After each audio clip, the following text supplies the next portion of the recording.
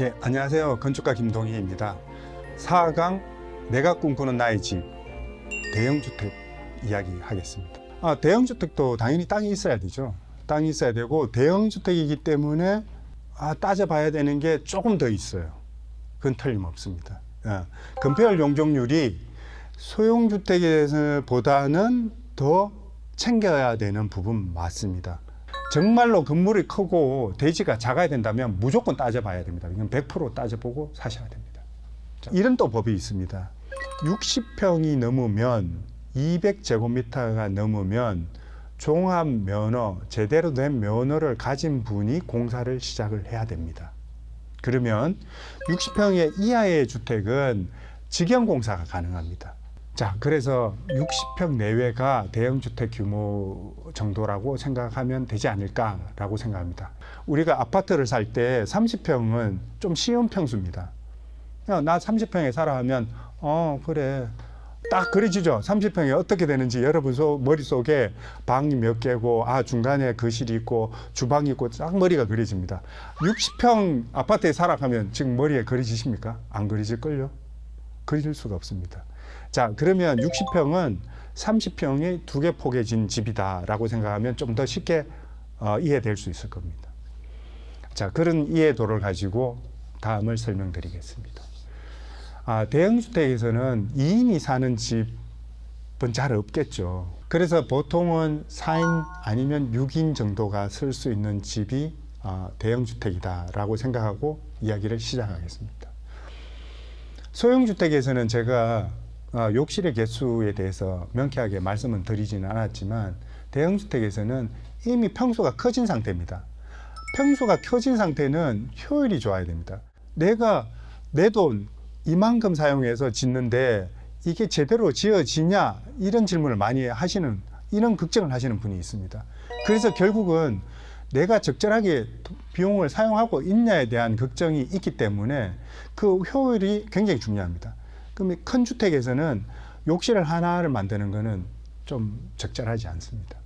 왜? 많은 사람이 사용해야 되는 집이기 때문입니다. 그래서 2개 이상의 욕실이 필요하다고 봐집니다. 그리고 평수가 커지면서 생기는 다양한 이벤트 공간들이 생길 수가 있습니다. 저는 주방도 이벤트 공간이라고 생각합니다. 주방에는 어떤 요소가 있습니까? 식탁 공간이 있고 주방 싱크대 공간이 있습니다. 크게 이렇지만 뜯어보면 보조 주방 공간이 있고 또 펜츄리 공간이 있습니다. 이런 공간이 그러니까 보관할 수 있는 공간이 있어야 됩니다. 보조 주방이죠. 주방을 사용할 때 주부들이 제일 좀 신경 쓰는 거는 나의 본인의 뒷모습을 보여주는 부분을 굉장히 꺼려합니다. 그러니까 주방 싱크대 위치가 보통은 벽면에 있기 때문에 나는 일하는 사람으로 보일 수 있는 거죠. 그래서 아일랜드를 반드시 해달라고 하시는 분이 99%입니다. 아일랜드는 가족들과 얼굴을 같이 하고 작업할 수 있는 공간이기 때문입니다. 그래서 아일랜드를 좀 근사하게 만들 필요가 있는 것이고 아일랜드는 단지 물건을 올려놓는 곳 아니면 간단하게 하는 곳 이외에도 뭔가 싱크대를 설치하거나 전기시설을 해서 거기서 많은 일들을 할 수 있게 하는 역할을 해야 됩니다. 그래서 설계 당시는 좀 싫더라도 배수구와 전기시설을 해놓는 것을 추천드립니다. 그리고 대형주택에서는 기본적으로 아파트에서 못 누렸던 것들이 이제 하나씩 설치될 텐데요. 공간이 있을 텐데요. 그 중에 한 개가 가족실입니다. 가족실이 왜 있어야 되지라고 하시는 분이 있는데 이런 겁니다. 맨케이브가 있어야 되는 이유하고 비슷합니다. 가족이 모두 모여서 있는 공간, 거실이나 주방이 있다면 가족 일부가 모일 수 있는 공간, 어떻게 보면 침실일 수도 있고 그게 가족실의 역할을 한다고 봅니다. 그래서 가족실이 큰 집을 지을 때는 반드시 좀 챙겨야 되는 부분이다 라고 설명드릴 수 있습니다. 이거는 뭐 개인적으로 호불호가 있을 텐데 앞으로의 추세를 생각해 보면 강력하게 또 추천하는 아이템입니다. 대형 욕실입니다. 대형 욕실에 대해서 이거 좀 생소하게 들으시는 분이 많을 텐데요. 건물 안에서도 뭔가 재밌는 요소가 있어야 된다고 생각하고 그 중에 한 개가 대형 욕실입니다. 대형 욕실은 이런 컨셉으로 이해하시면 됩니다. 아파트에서 욕실의 위치가 어딘지 한번 상상해 보십시오. 어디에 있습니까? 대부분은 북측에 있습니다. 그리고 어두운 공간이 있습니다. 대형 욕실은 남향에 배치하는 걸 추천드립니다. 거꾸로 말하면 저는 생활을 하는데 뭐 대형 욕실을 남향에 그러면 방은 어디 가지? 라고 하실 수 있는데 방은 북측이나 동양, 서양에 가도 큰 문제는 없습니다. 단독주택에서는 서양, 동양이 열려 있고 북향도 열려 있습니다. 당연히 채광이 큰 문제 없고 환기에 큰 문제 없습니다. 아파트하고 무조건 다릅니다. 그렇다면 욕실이 앞으로 가면 장점이 뭐냐 했을 때 채광이 좋기 때문에 욕실에 들어가는 게 기분이 좋고 즐겁습니다. 대형 욕조를 놓아서 몸을 푹 담글 수 있는 공간을 만들 수도 있습니다. 심지어는 세대 간의 목욕을 할 수 있는 목욕탕의 역할을 할 수 있습니다.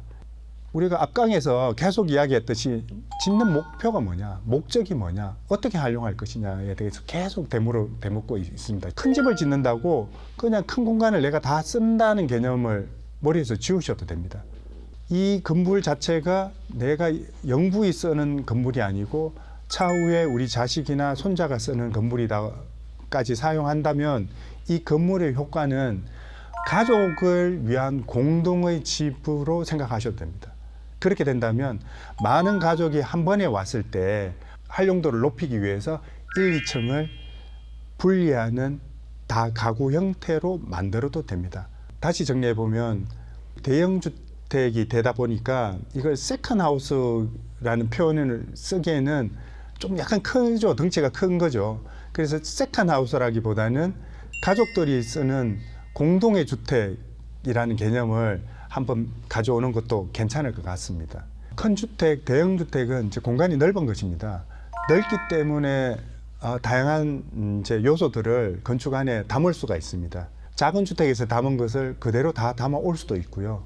좀 더 추가로 할 수 있는 재미있는 요소들이 충분히 있죠. 그래서 별동을 설치하는 것을 일단 기본적으로 추천드리고요. 다만 작은 집에서는 별동을 작게 만들었다면 큰 집에서는 크게 만들 수 있는 것이죠. 외부에 2개의 집처럼 지을 수도 있다. 이렇게 설명드릴 수 있을 것 같습니다. 그리고 넓은 집이기 때문에 누릴 수 있는 또 약간의 호사가 있죠. 벽난로입니다. 벽난로, 썬룸 이런 부분들은 약간 평수가 있어야지만 할 수 있는 부분입니다. 일단 벽난로 크기도 뭐 그렇게 작지는 않지만 벽난로 반경이 있지 않습니까? 그래서 벽난로는 큰 공간에 설치할 수밖에 없어서 큰 집에서는 좋다고 봅니다. 근데 벽난로를 싫어하시는 분이 있습니다. 어떤 이유에서? 이렇게 먼지가 날리거나 가령 이 관리 어떻게 해? 라고 하시는 분이 있는데 아파트에서는 하고 싶어도 뭐 절대 할 수 없는 그런 요소이기 때문에 포기할 수 없는 분도 있습니다. 그래서 이 부분은 별동에 설치하면 됩니다. 그리고 썬룸입니다.